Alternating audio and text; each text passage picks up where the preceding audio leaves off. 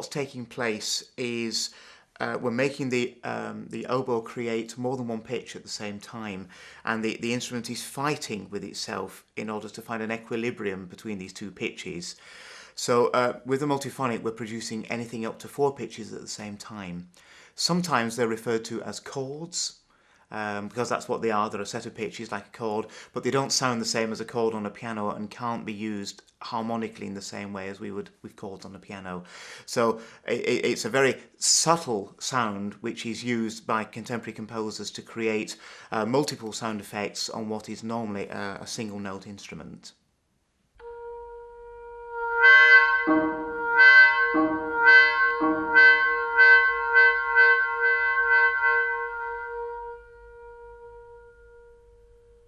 These sounds are achieved at the easiest level by simply using a set of fingerings that can create these multiphonic sounds. But there are a whole set of stages of more complicated things one can do. Let me show you. If I play a low F,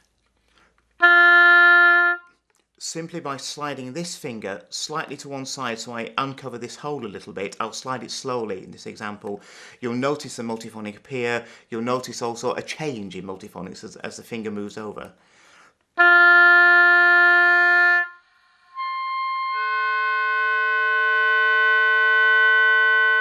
So you can hear that develop and sort of blossom as I move slide the finger off the hole just to one side, still holding the main part of the key down. So subtleties of fingerings where we do what we would call venting the instrument causes this phenomenon where the oboe begins to create these multiphonic pitches and they bounce against one another. If I play the note G and simply add the bottom C key, D key and E key here, I will create another multiphonic. Now that is actually what we call a beat multiphonic. There are 2 pitches very close together vying for attention. So the next stage of developing multiphonics will be to use my embouchure, my lip pressure, in order to create the multiphonics. If I use that same multiphonic once again, alter the embouchure, you'll hear what happens to the multiphonic.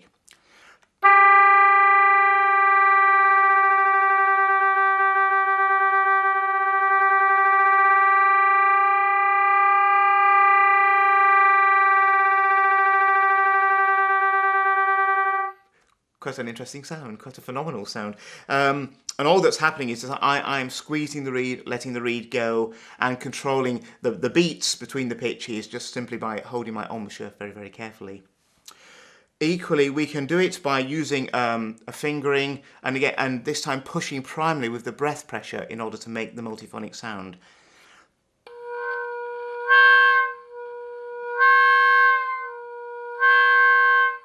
You can hear that's coming and going, just as I'm having to just loosen the embouchure a little bit, but primarily I'm pushing the air through the instrument in order to create the sound. There's one more area which we can look at, and this is where it becomes fun. I have a screwdriver. I'm going to open up this top key somewhat here, just by unscrewing the little screw at the side. And what would normally be a top D fingering becomes... I've changed it into this, or a C sharp fingering. I'm just using the ordinary high note fingerings, but I've unscrewed this top key, and again this acts like a vent. Of course you can't do that very quickly in a performance, you have to set it up in advance, especially if you're nervous. But it creates these multiphonics simply by, again, causing the instrument to vibrate against itself, adapting the instrument with the screwdriver. Woodwind instruments are designed so they will make a clear pitch and a very clear timbre. So if Chris plays an F natural, it will sound like this. However, if we make an analysis of that sound, we can actually see that it's made of several partials, not a single pitch at all. But these partials are all very closely related, and on the spectrogram they look like parallel lines. In other words, they're in the harmonic series. Our ear tends to hear any collection of partials which are in the harmonic series as a single pitch. In a case of a multiphonic, what you have is a series of partials which are not harmonically related, or at least some of them may be harmonically related, but some of them aren't. So in this particular multiphonic here, as it opens, we hear these particular partials as being related into a harmonic series, and we hear those as the note C. But then as the multiphonic becomes more complex, other partials come in, and we hear those partials as belonging to a different pitch.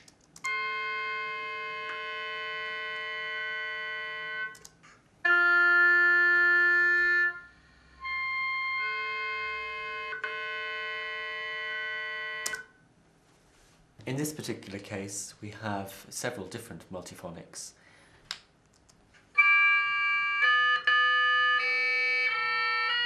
The spectrums of each of these multiphonics looks very different. And here I've taken the spectrum just showing the 8 most important partials. And you can see very easily from the image that some of those come very closer together, some of them are much more spread apart. Any beginner oboist by accident will have produced multiphonic sounds. It's all you need to do is put the fingers on the instrument, not quite correctly, and a squawk comes out, which is actually often a multiphonic sound. So they're something that anybody can produce at their basic level, but at the most complex level it takes a very experienced professional performer to be able to create them.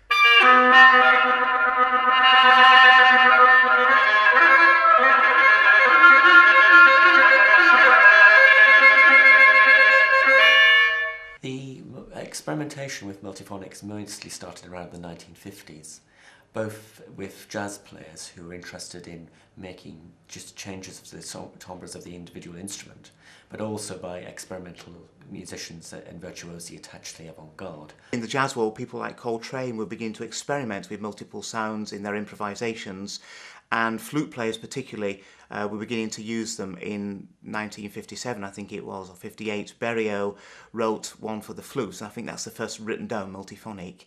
The oboe's a little bit later in the scale of things, not really getting into multiphonics until the middle of the 1960s, where people like Lawrence Singer in Italy, Heinz Holliger in Germany and Switzerland, and Edwin Roxburgh in this country started experimenting with looking at the possibilities, what could be done with multiphonics, what could be done compositionally.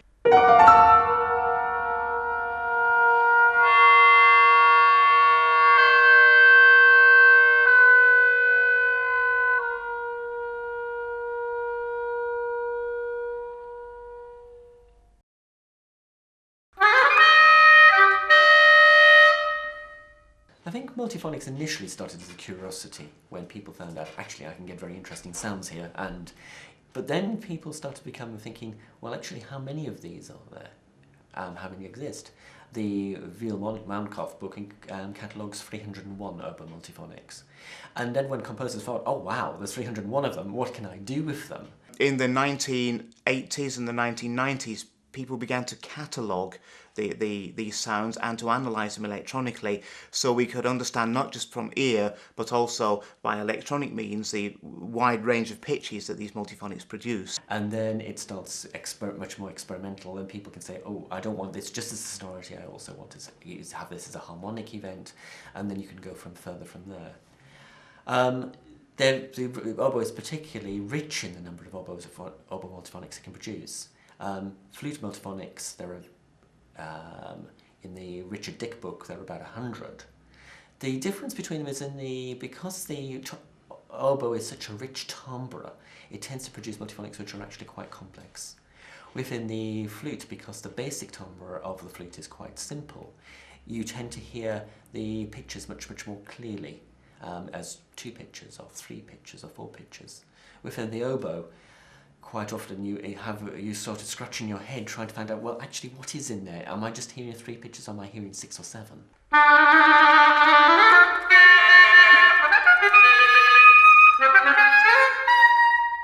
The oboe is extremely well suited to multiphonic sound production. The basic sound of the instrument has a lot of harmonics in the sound anyway. It's the thing that gives it its very distinctive sound, and so it's an instrument that can produce multiphonics very easily, and it can control them most of the time very easily. So it is an instrument which is very adept at playing these sounds. The same will be so for the related instruments. The English horn, the oboe d'amore, and the bassoon are all quite capable of creating easy, fun to listen to multiphonics.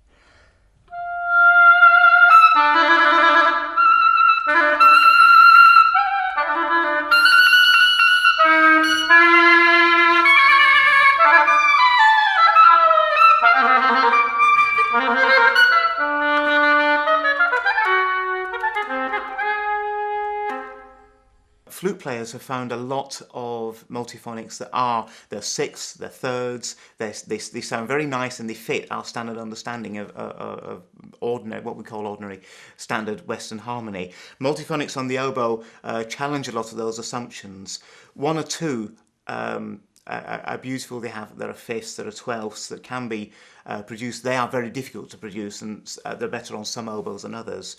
But the multiphonics themselves, if you analyse them, we've got microtones, especially quarter tones, some inflected pitches. So and they're not standard. You're not going to find many major chords or many minor chords. We've got groups of notes that are dictated to by the instrument and to some extent by the reed, and you have to take the harmony that they suggest and work from that rather than the other way around. You can't decide on a harmony and hope you're going to find a multiphonic. It simply will not work.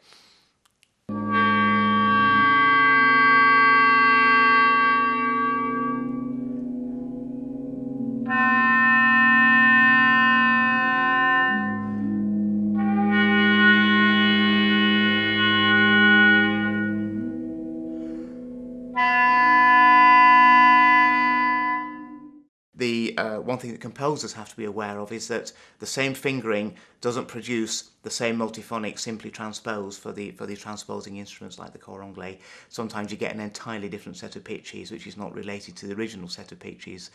So the oboe can be used widely in this area.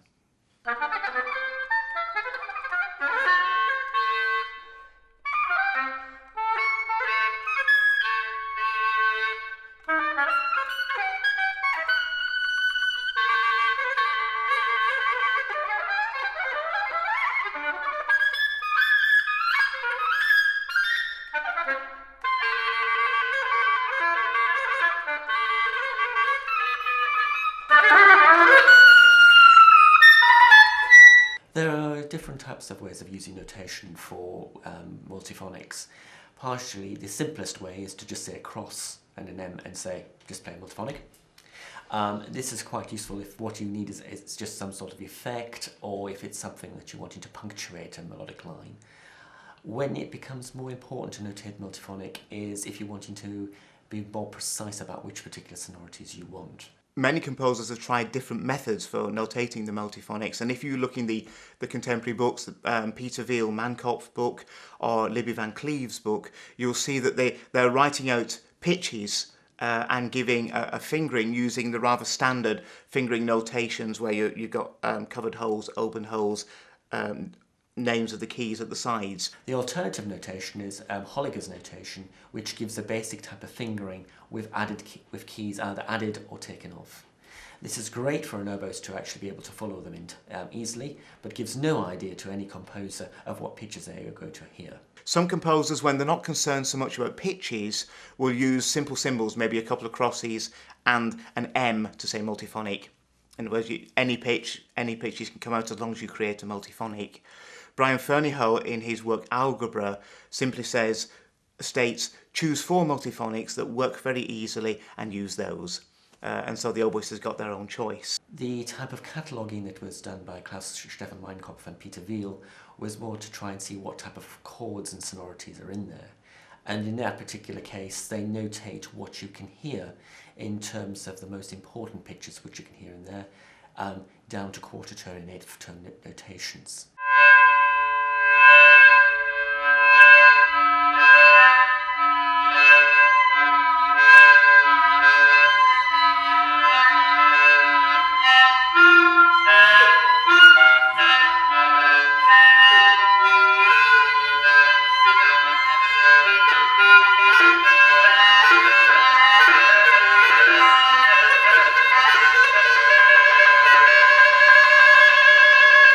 It becomes more complicated when you have a work like Heinz Holliger's study in multiphonics, where there are a lot of fingerings changing very, very quickly. and he's created a tablature kind of format in order to facilitate reading where you're still looking at the manuscript rather than having to read a lot of fingerings written above this, which quite frankly they go past too fast. I'm convinced now that some developed form of that tablature will be the ideal way forward.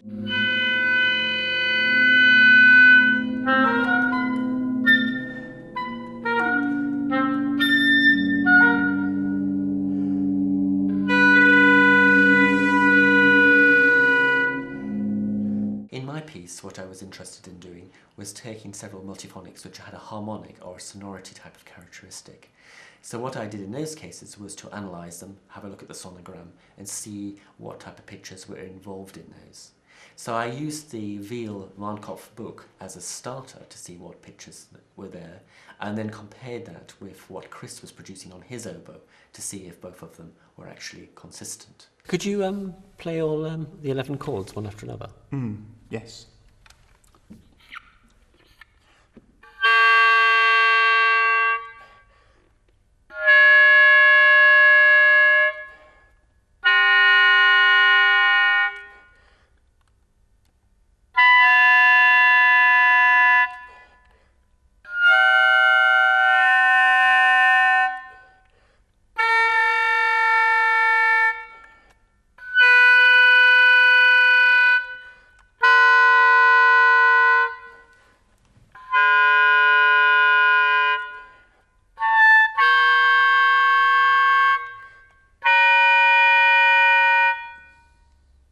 In fact, earlier today I tried all of these on 10 reeds, and it's interesting, out of the 10 reeds, this was the only reed that would produce all 11 Yes. multiphonics. From those pictures that I found, I created melodic lines and little arabesques.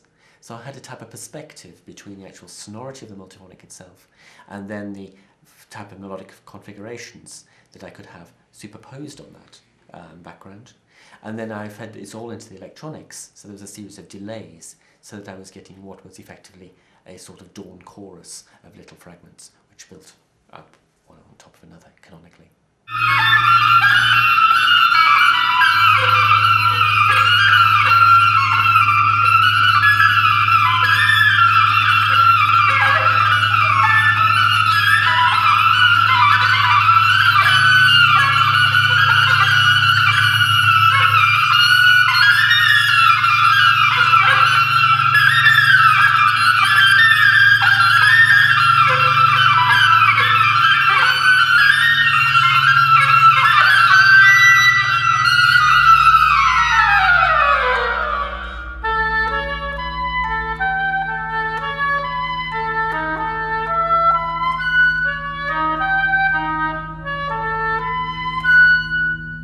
It's a new area of development in instrumental practice.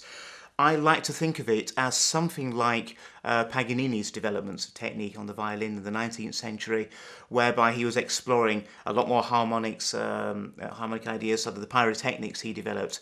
I like to think of it in those terms. At the moment, I think we're still in the early stages of developing this and pushing the boundaries, seeing what can be done. Cataloguing has taken place, but there's still a lot of research needed. And practical research on the spot, where the rubber hits the road kind of research, in order to develop the vocabulary properly and to be able to use it with ease and facility. A lot of composers shy away from it because it's a sound world which is not the same as the oboe's standard sound world. We're used to hearing the oboe playing pastoral music, nice tunes, lovely legato melodies, and suddenly it comes along with these very strange noises. And I think that's been a challenge to composers to know how to use it in that context.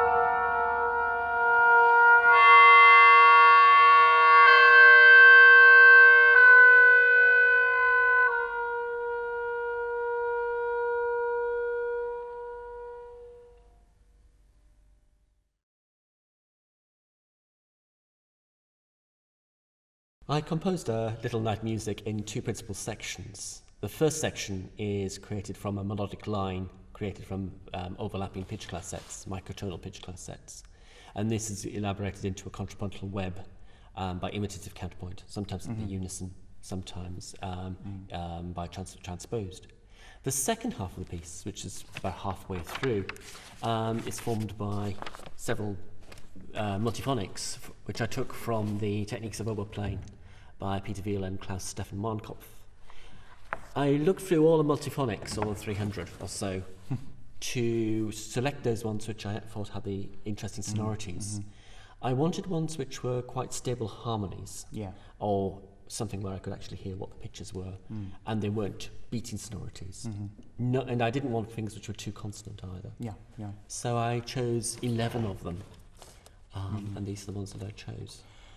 And so the challenge is going to be to make sure that these multiphonics remain more or less the same from reed to reed, and to make sure they're actually producing the pitches, or more or less the pitches you're looking for. Otherwise we mess up your plans. And you chose those multiphonics because of their sonorities, or because of their pitches, or a mixture of both? Mixture of both. I quite like the actual sonority of them as from the oboe itself, but also I enjoyed them as chords. And then I wanted to extract those pitch content from the chords, so it became a figuration on the oboe. So we need to make sure that the multiphonics you've chosen are actually stable, or stable enough that we're going to, at least some of the time, get the same pitches each time. But they're intended to emerge. They're intended to emerge. Not to be immediate, but they... so some pitches can arrive first and others can follow on. That's quite good. One of the issues with the multiphonics is that I will have to take several tests. I'll try them out on different reeds over a period of time to see what's going to be stable. I found that some reeds create some pitches and other reeds just simply won't produce a multiphonic at all. Why, I don't really know, but that's the way it is, and so we need to be quite careful about that. So I'll get something and give them gradings of a 5-reed multiphonic, a 3-reed multiphonic, and see where we go from that. So this is your set of fingerings. So these are the 11 multiphonics taken from the Marnkopf book. Okay, should we give these a go? So this is your first one you've got here. I presume this is the one that arrives first in the piece. Yes. Yeah.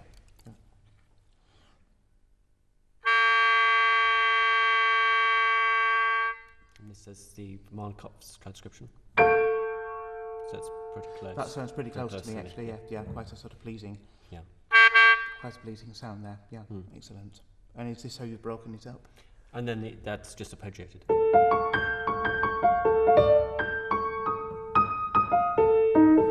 So mostly the pitches stay in the same place. Yeah. But that one's changed in octaves. Yeah.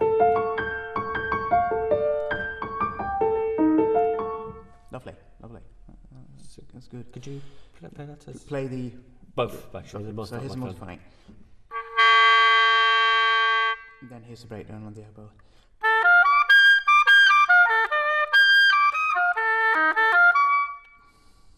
That's what you're after, yeah. Excellent. And the second one? The second one, number 9 in the book, is this. And this one's one chant, I think it's down. Yeah, that one. There's a slight difference because the Marnkopf transcribes it in quarter tones, which of course I can't do on the piano. No, that's right. But we can do it on the oboe, yeah. So. Did you see that? Different one came out then. Yeah. That's going to be interesting. There's a variation. The second one's better. Yeah. That's the one. Okay. So slightly more lip pressure involved in that than there is in the other.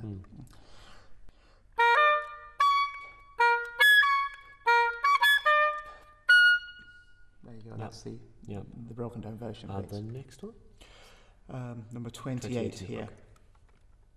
Now, this is quite a complex chord fingering wise.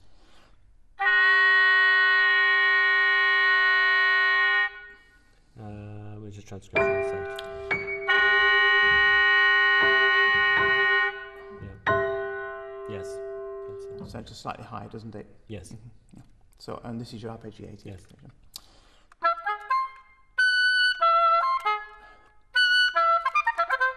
Interesting. That's coming out when you played it. That was coming down lower at the bottom. Let me have a look.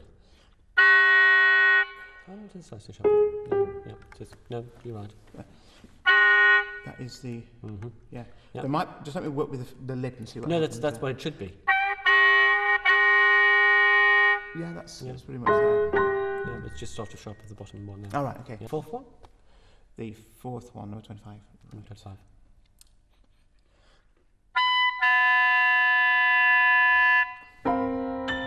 Yeah, it's slightly sharper than the transcription. Yeah. That was it. I'm just going to try that one with it's using the second octave key. I'm just going to try it without the second octave key, see if it makes any difference.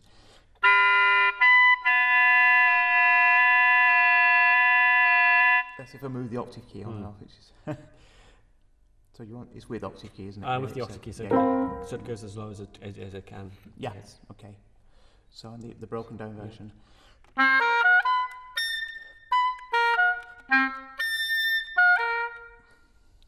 And then the fifth one, which is chord 7. 2, 3, 4, 5, the fifth one.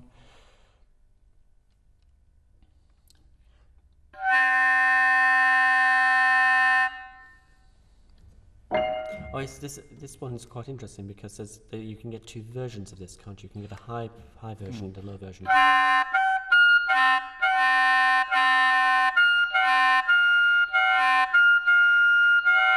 can hear a higher one coming in there. It's not very clear. This is one where you change the octave keys.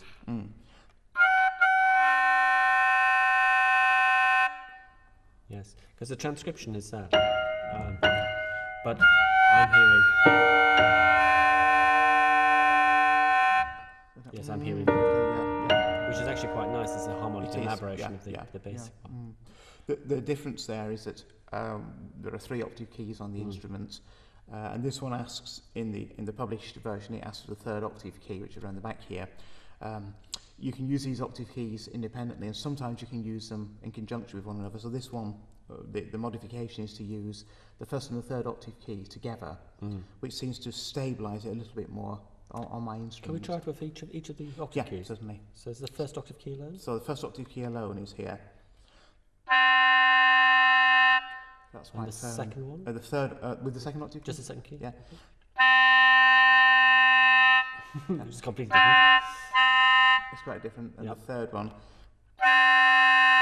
that's the 3rd octave key. But it's mobile, yes. Yes, it is. The 1st and the 3rd together. The bottom note doesn't move around so much. It's more like that, isn't it? Yeah. That's the one. And that's good, is it? That's fine, yes. That's excellent, yes. So which one is that? 1, 2, 3, 4, 5. That's that one. So that's that one. Yeah. There we are. And the next one, which is number 34 in the book. Number 34 in the book. This is again one we looked at different octave keys. So this is our current version. Which is quite nice.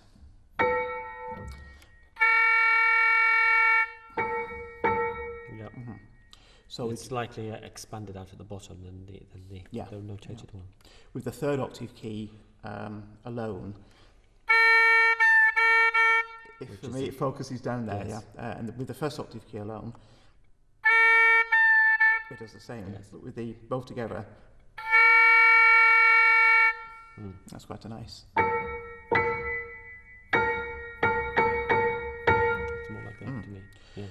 It's interesting with the octave keys. You can use a combination of 1st or 3rd, or 2nd on 3rd, but not 1st and 2nd. But first, the mechanics of the oboe cancels one out. The moment you touch the other, the first, you first it, and the moment you touch the 2nd key, it closes the first one. So you can't do a 1st and 2nd combination. But that works quite nicely like that. And your breakdown is this, isn't it? Yep.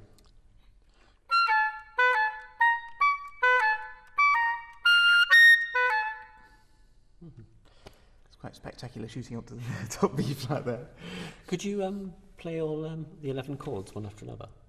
Yes.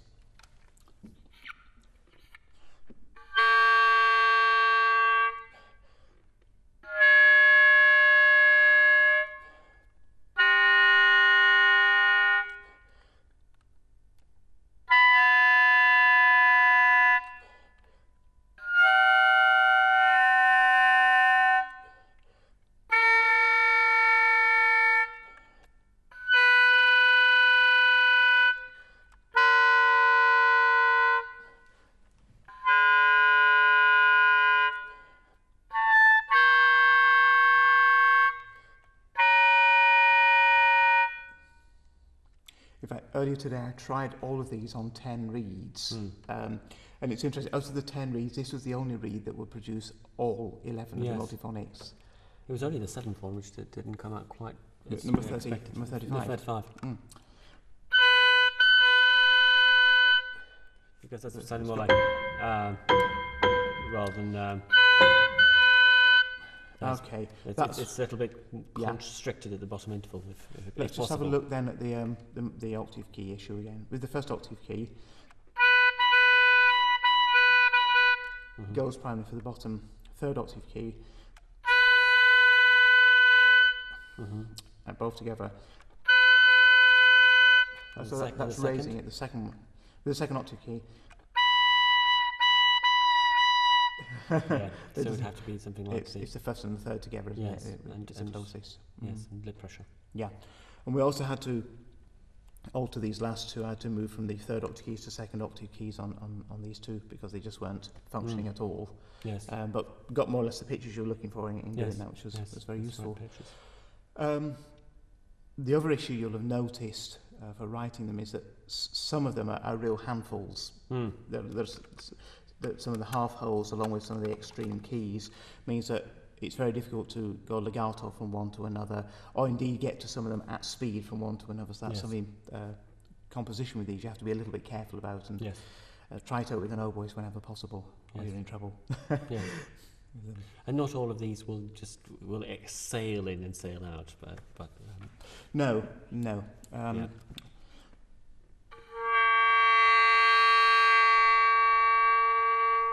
That's the first one. It seems to be fairly stable. Yes. Well, that does sail in and out to some extent. The second one.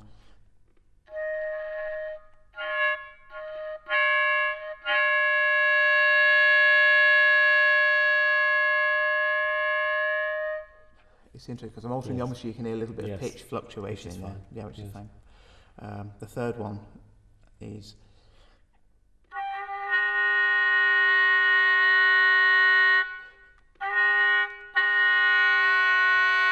It tends to come into it as it moves on. Yeah. And the fourth one, likewise, I think it's a bit like that.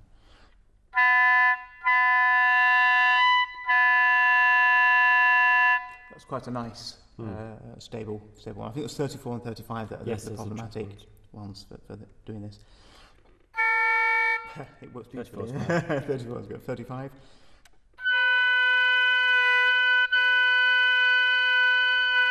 Yes, any embouchure movement and it's dropping. Yes, so I have to keep it very, very stable embouchure-wise. Yes.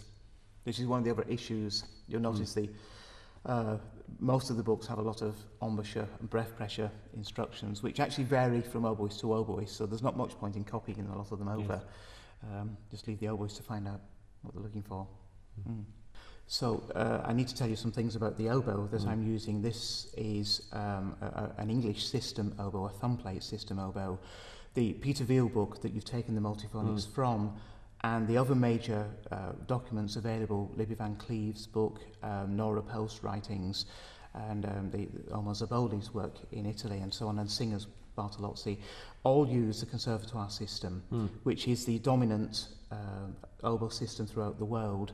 Just that in the UK we use something slightly different. So I'm not going to bore you with the history because there's quite a history, but if I show you the back of the instrument, I've got this key here which is called the thumb plate, and you will only find this on English system oboes, and usually only in the UK. Occasionally, if a British player has gone abroad, they might have taken one. So, and this is one of a number of key work differences and design differences that can cause multiphonics to sound differently from instrument to instrument. Roughly speaking, for me, I play an A like this. I take my thumb off for B flat, put my thumb on, take this finger off for B and that for C. The French would do it. Anybody playing the conservatoire uses this key here instead of this one. Right. So it makes some differences in the way in which the oboe is used and the way multiphonics are written down, because sometimes you're going to be closing that key on a conservatoire system, whereas it would be this key on this system. So we're going to get some changes. Equally, there are a number of other challenges. Some oboists have a coupling between their B and their C, which means that when they put their B key down, the C key automatically closes.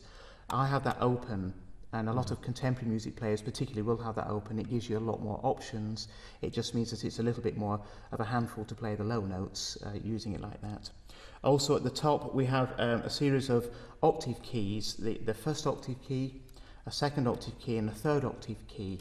Technically, these just give you help the instrument to play in the upper octave. That's what they're there for. And the third octave key is for playing the very high notes. But it's not the bottom octave, then the middle octave, then the top octave. It's not bottom, middle, top. No, it's much more subtle than that. In fact, there's a fourth key, this key here, which gets used sometimes in order to make us go up the octave as well. So it's quite a complex affair. So it's 3 separate octave keys, which is doing slightly different things, rather than 3 different octaves. Exactly. Yeah. And they're linked in different ways. Some oboe systems will have what's called a fully automatic system, which complicates things and reduces or alters the way in which a lot of multiphonics have got to be fingered, because you simply can't open certain keys at certain times. This is a fairly standard semi-automatic. This you would find on most European as well as British instruments, which helps us to create something, particularly the double fifths. Equally, there are design issues with the design of the bore and the holes and what takes place inside this key.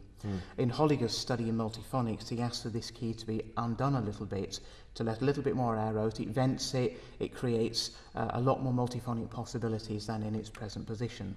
So all of these things, you can imagine there's an awful lot of variables there that can make differences. On top of that, reed differences. There are different designs of shape, of size, of the way we scrape the end of the reed. Each one of these things is different and can have different implications on the way the instrument actually behaves. So all that together means that sometimes some of these multiphonics are a little bit unpredictable.